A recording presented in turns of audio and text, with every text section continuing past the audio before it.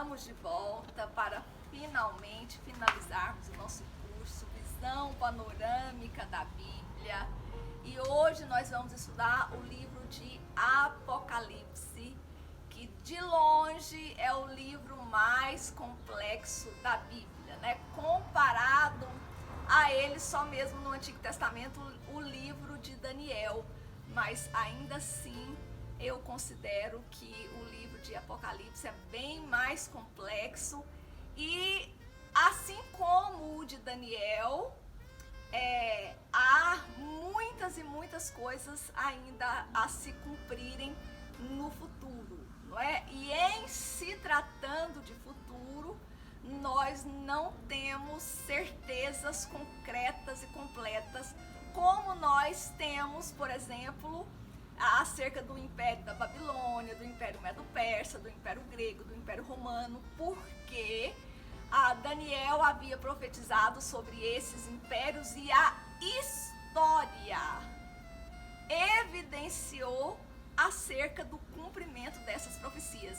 Não é o caso do último império mundial que nós veremos, que será o império do anticristo, que foi profetizado por Daniel, né? Foi dada visão a Daniel e também aqui para o apóstolo João. Então, nós podemos fazer reflexões como as coisas estão atualmente no cenário mundial, com o desenvolvimento da ciência, o desenvolvimento da tecnologia, os mercados mundiais interligados, né? Essa rede que é a internet, que interliga todo o planeta Terra. Então, tudo isso nos faz perceber que já tem um cenário propício à ascensão desse governo mundial, mas certezas nós não temos, pois, como eu disse anteriormente, em se tratando de eventos futuros, nós não teremos a completa certeza até que esses eventos efetivamente se concretizarem na história, porque é isso que nós estamos vendo com esse estudo da Bíblia, né? As ações de Deus, elas se efetivam na história, porque é na história que está sendo desenvolvido esse plano de salvação que culminará com o estabelecimento do reino de Deus no futuro. A palavra Apocalipse significa revelação, ou seja, esse véu aqui acerca dos acontecimentos futuros foi retirado, então nós podemos vislumbrar aquilo que acontecerá. Inicialmente, nós podemos falar que o primeiro capítulo de Apocalipse diz respeito às coisas que João viu, diz respeito às coisas passadas. No capítulo 2, diz respeito às coisas que são, capítulo 2 e 3, porque nesses dois capítulos nós veremos que se trata das cartas enviadas às igrejas, 7 igrejas que estavam na Ásia. E a partir do capítulo 4, as coisas que hão de acontecer. Então, tudo a partir do capítulo 4 diz respeito a acontecimentos futuros. Entretanto, eu devo dizer que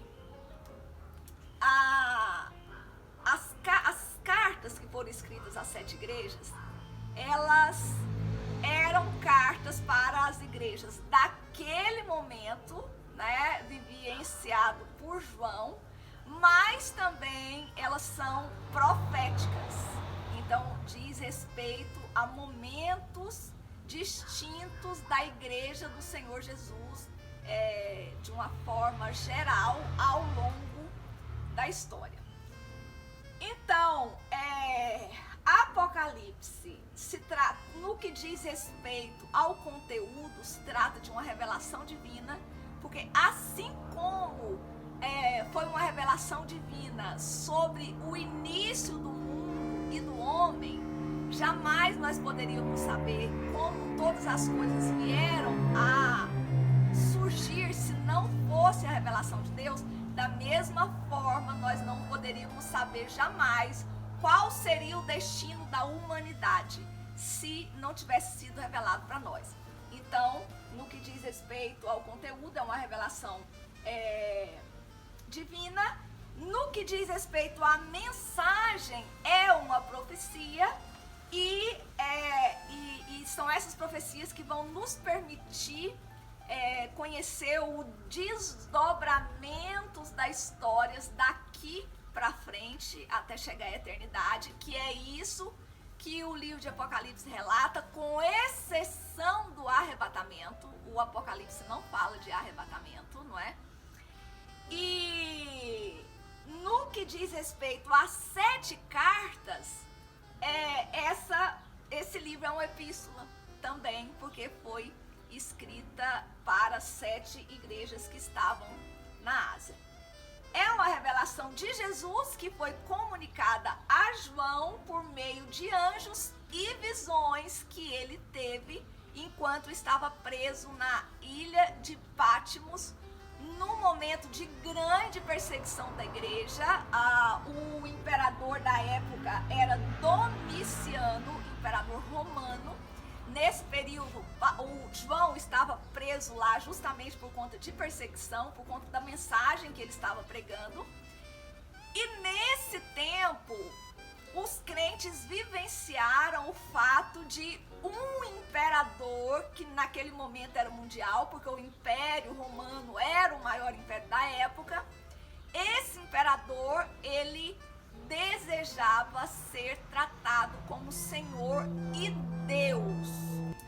Então, essa situação de um imperador desejar ser tratado e reconhecido como Deus é uma situação que será semelhante à vivenciada pelos santos da tribulação em relação ao anticristo.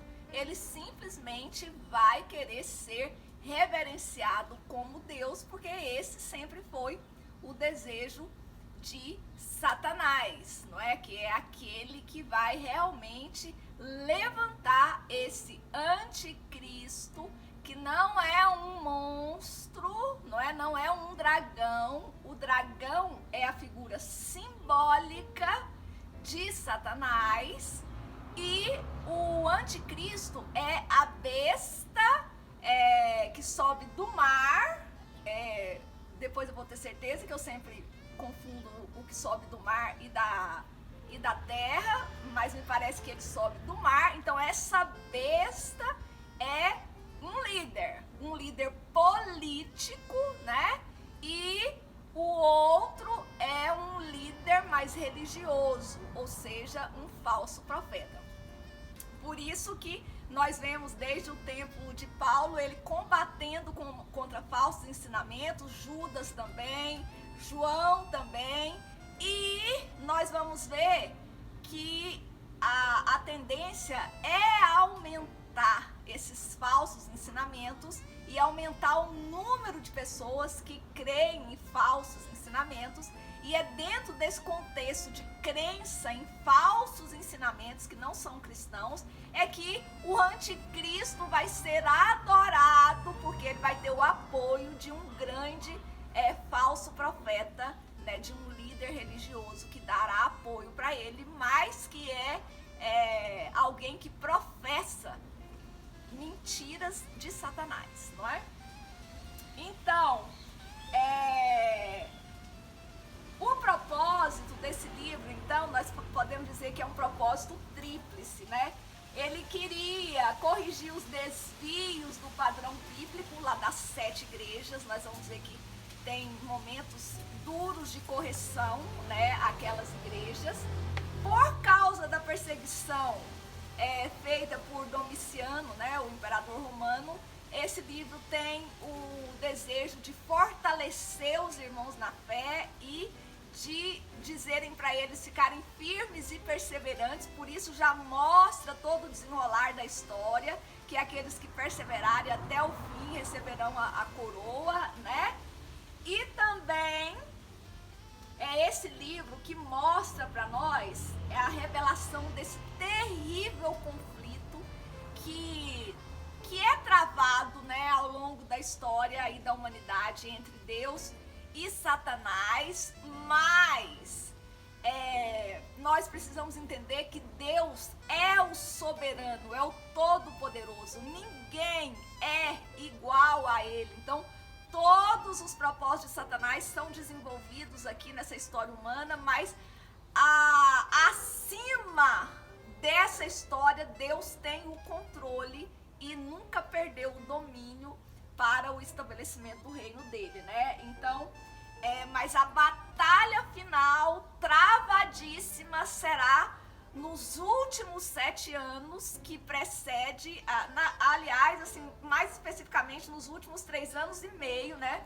Porque o anticristo vai conseguir enganar muitos na Terra, tanto é que por isso ele vai chegar a ser um líder mundial, né? Nós precisamos entender isso. Por isso ele vai ter apoio das pessoas, ele vai ter multidões. E nós já vemos situações políticas assim semelhantes, né? Nós já vemos que as redes sociais propiciam esses grandes movimentos, essas grandes movimentações. Então, hoje, mais do que nunca, nós podemos ver o cenário de Apocalipse se desvendando. Eu me lembro quando eu comecei a estudar há cerca de uns 25 anos atrás, eu nunca imaginava como seria, e hoje eu começo a vislumbrar um pouco mais, não é? Esse líder, ele terá o apoio nos primeiros 3 anos e meio dos 7 anos da tribulação, que é a última semana de Daniel. Ele vai ter apoio completo da humanidade em geral, com exceção daqueles que serão salvos na grande tribulação, que não serão os crentes desse tempo que rejeitaram o amor da palavra, que amaram mais o pecado. Quem já amou mais o pecado nesse tempo não será aquele que será salvo na tribulação, porque lá em Tessalonicenses nós vimos que Deus vai mandar a operação do erro e as pessoas vão crer na mentira, não é? Mas haverá salvos na tribulação, e o anticristo vai ganhar todo mundo, com exceção desses salvos, e durante os 3 primeiros anos ele vai ganhar também a nação de Israel, ele vai dar apoio à nação de Israel. Por isso que a Bíblia diz que vai chegar um momento que todos vão pensar que haverá paz no mundo, né? Porque o foco de maior conflito é o Oriente Médio. Vai chegar um momento que o anticristo vai dar conta de resolver os nossos problemas, os problemas com a saúde, os problemas com o meio ambiente, os problemas financeiros, os problemas do Oriente Médio. Ele vai vir dessa forma, e é por isso que ele vai conseguir ter apoio mundial para governar. E além disso, um grande líder religioso com uma força religiosa muito grande vai dar todo esse apoio. Então aí os fiéis aí da terra que estarão crendo em mentiras, conforme a Bíblia diz, né, apoiarão o anticristo e esse falso profeta. Mas nos últimos 3 anos, aí esse conflito total, porque aí Israel vai romper com o anticristo, então o conflito total entre Deus e Satanás vai acontecer até chegar no final dos 7 anos, que Jesus volta, né, em glória, todo olho o verá, e efetivamente destrói os poderes de Satanás, e ele vai ficar preso durante 1000 anos, enquanto Jesus reinará aqui na terra, não é? Então, de uma forma bem panorâmica, nós podemos dizer aqui que essa mensagem, eu disse antes, ela se apresenta por meio de figuras e simbolismos, né? E vai retratar então a consumação de toda a história bíblica da redenção do homem e do estabelecimento do reino de Deus, que será eterno, né? Apresenta então figuras simbólicas, né? Eu disse, o dragão é Satanás, a besta que sai do mar é realmente do mar, né? Que é o anticristo, a que sai da terra é o falso profeta, e fala da grande Babilônia, que é o grande centro de engano de Satanás, que tem origem lá na Torre de Babel, em Gênesis. Depois do prólogo aqui inicial, né, revelação de Jesus Cristo e tal, a qual Deus lhe deu para mostrar aos seus servos. Aí vai falar as coisas que brevemente devem acontecer. Depois desse prólogo aqui, nós podemos dizer que esse livro de Apocalipse tem 3 grandes seções principais. Aí a primeira começa no versículo 9 do capítulo 1, vai até o capítulo 3 do versículo 22. Nessa primeira sessão, nós temos a visão de Cristo glorificado no meio dos castiçais, que são as igrejas, e ele comissiona João a escrever as 7 igrejas.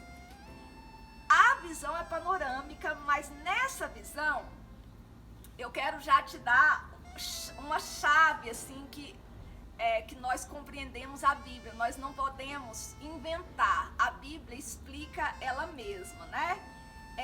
Ele deu uma visão aqui,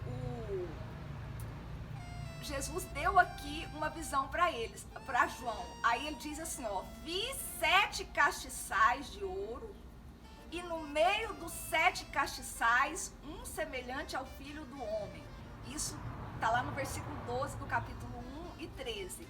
A visão continua, mas o que eu quero explicar para vocês é que lá no versículo 20, a Bíblia diz, ó: o mistério das 7 estrelas que viste na minha destra e dos 7 castiçais de ouro. As 7 estrelas são os anjos das 7 igrejas, ou seja, os líderes, né, das 7 igrejas. E os 7 castiçais que viste são as 7 igrejas.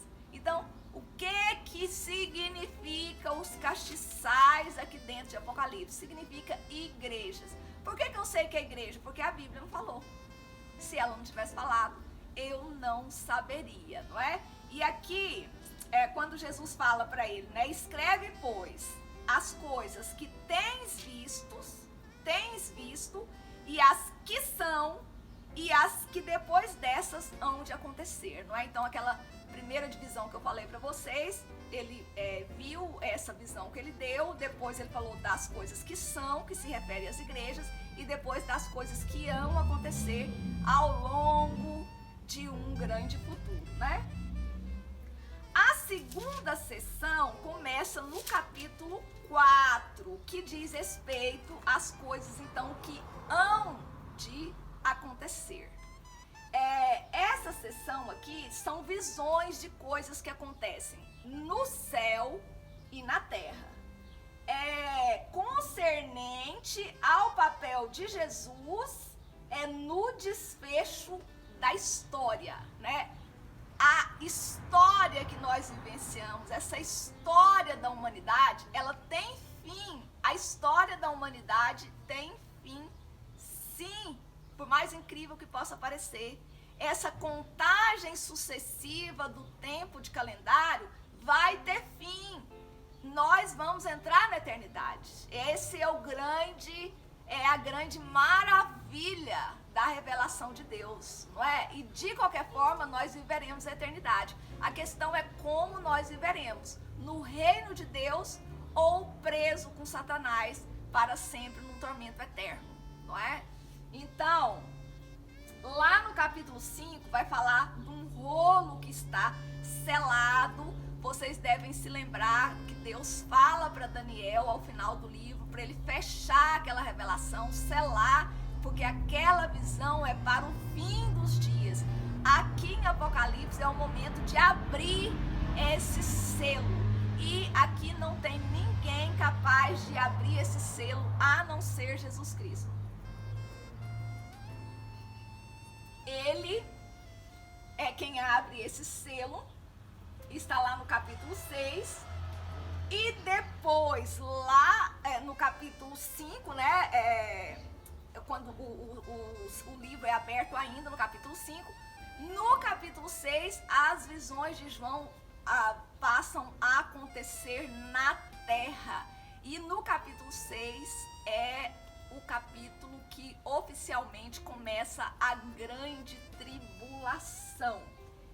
Aqui começa a abertura dos selos, vai abrir o primeiro, segundo, terceiro selo.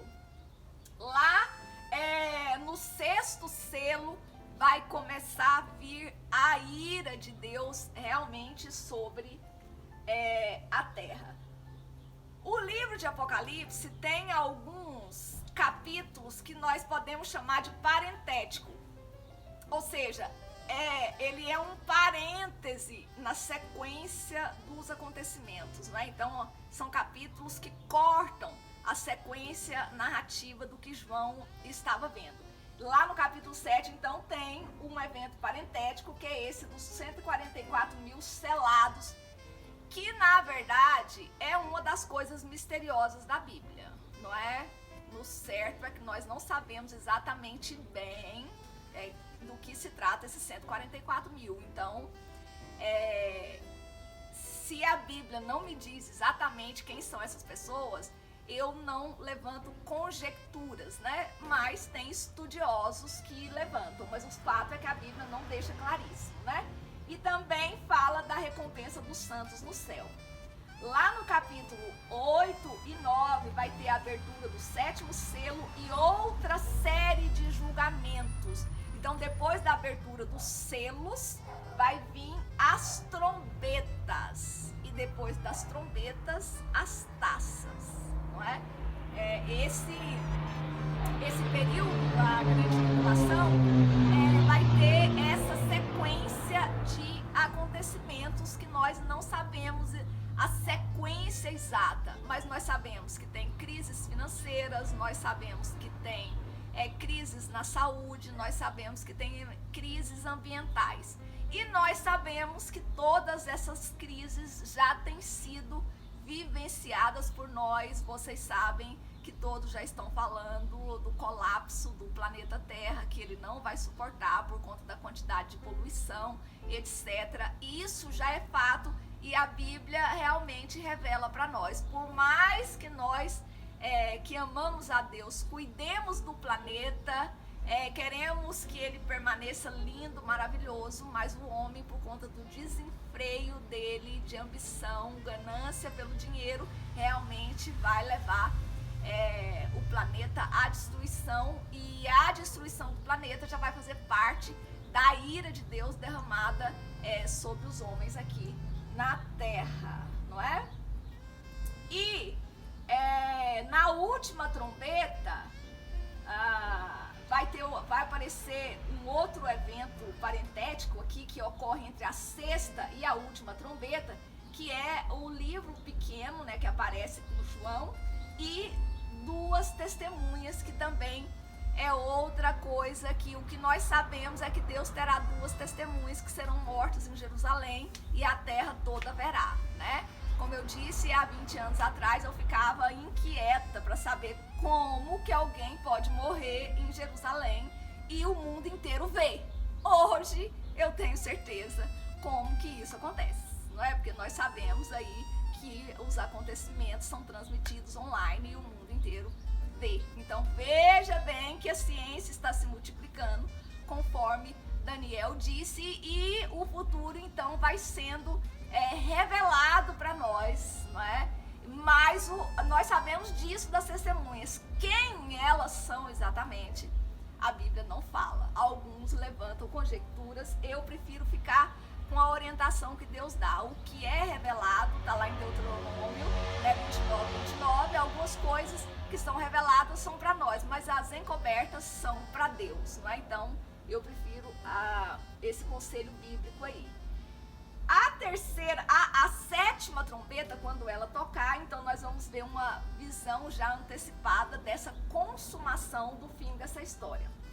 A terceira sessão começa lá no capítulo 12, né? E vai ter aqui até o 22, até o capítulo 22, realmente um detalhamento do conflito terrível travado entre Deus e Satanás. O capítulo 12 e 13 fala do que os santos na terra enfrentarão, né? Lá no 12 vai falar do dragão, que nós sabemos que é Satanás.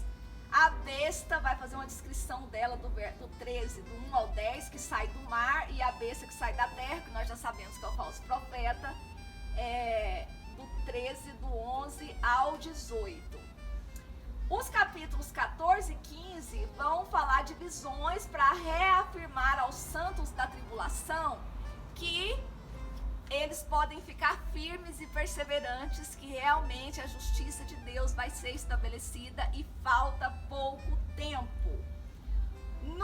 No capítulo 19, do 1 ao 10, nós já vemos o grande julgamento, o grande regozijo no céu, a grande alegria, porque acontece lá as bodas do Cordeiro. E isso acontece porque lá no 16, nós já vimos o derramamento das taças da ira de Deus, e teve o julgamento da grande prostituta, que é todo esse sistema prostituído, né, contrário aos valores de Deus, e a queda da Babilônia, que também Babilônia representa esse sistema anti-Deus, que, como eu já disse, começa lá na Torre de Babel. Foi a primeira tentativa de constituição assim efetiva dos homens de se levantar contra Deus, e Deus teve que intervir lá e fazer os homens misturarem a língua para eles não se entenderem, né?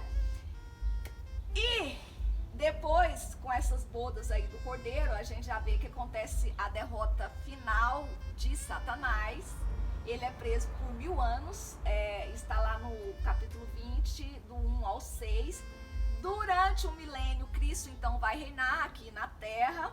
Ao final, Satanás será solto e depois ele vai ser lançado no lago de fogo. Lá no 20, do 11 ao 15, é o julgamento do trono branco. E no 21, 1 até o 22, 5, vai falar da criação do novo céu e da nova terra. E aí nós já estamos na eternidade, com o fim dessa história humana. Agora, no reino eterno de Deus, aqueles que governarem com ele, já não há mais morte, já não há mais enfermidade, já não há mais transtornos, já não há mais injustiça social. A Bíblia diz que é bem-aventurado quem tem fome e sede de justiça, não é? Esses farão parte do reino de Deus.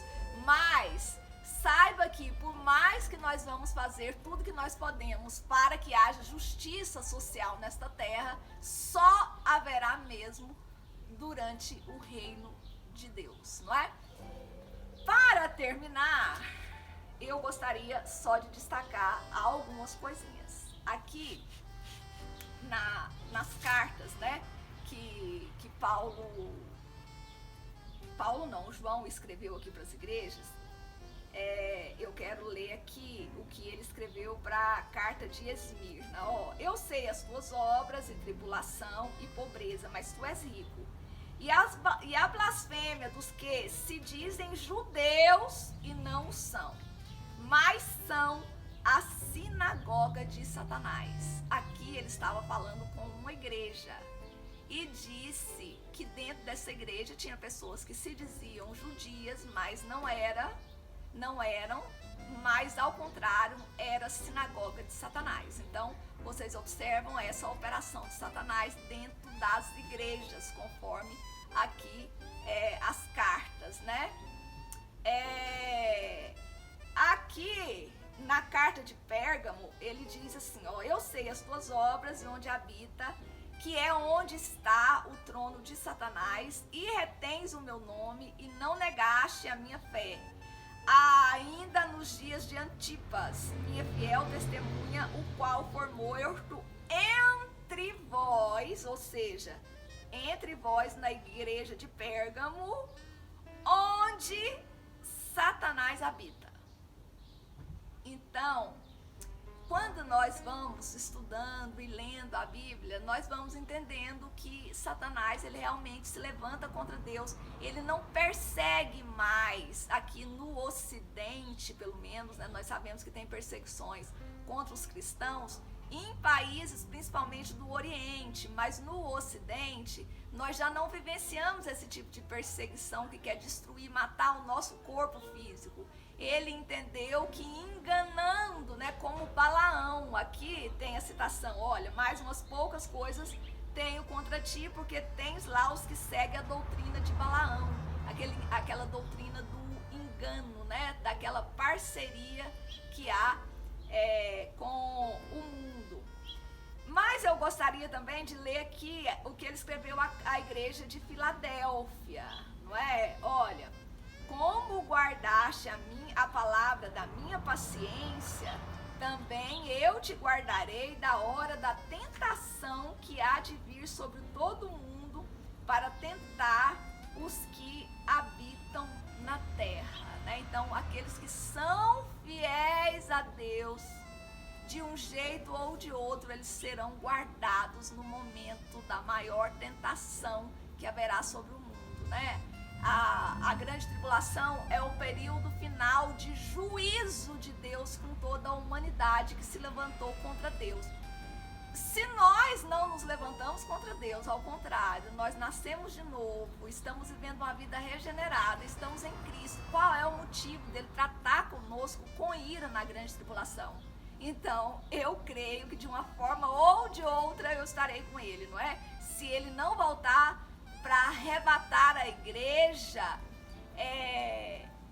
porque talvez já nem tem necessidade mais, porque Jesus falou assim, quando o Filho do Homem voltar, haverá fé na terra, não é? Mas eu tenho certeza que ele me levará, né? Eu morrerei e estarei com ele, e assim eu creio que ele fará com todos aqueles que são fiéis. Não tem por que derramar ira sobre os fiéis, é ilógico, não é? É ilógico. Nós somos salvos por meio de Cristo, nós já aceitamos o sacrifício que ele fez. Eu não tenho que lutar agora com o anticristo para provar a minha fé, não é? A minha fé é agora, eu nasci de novo em Cristo, você nasceu de novo em Cristo, e nós já somos novas criaturas e estamos livres da ira do Senhor, da ira futura, né?